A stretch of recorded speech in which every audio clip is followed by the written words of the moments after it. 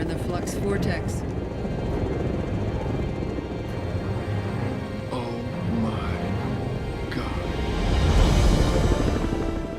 Филмот Аватар на режисерот Джеймс Камерон четврти викенд поред е на првото место по продажба на влезници во киносалите во САД.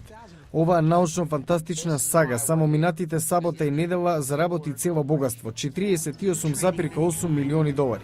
Вкупно досега, дома и во странство, филмот има инкасирано 1,34 милиарди.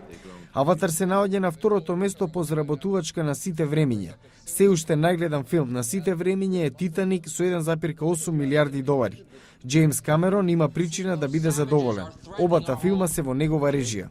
Следниот викенд се очекува Аватар особено добро да мине затоа што во САД ќе има продолжен викенд. Понеделник е неработен ден поради празникот Ден на Мартин Лутер Кинг. На второ и трето место изминатиот викенд немаше промени. Новото филмско видување на познатиот детектив Шерлок Холмс оствари 16,6 милиони долари, додека семејната комедија Алвин и вервериците заработи 16,3.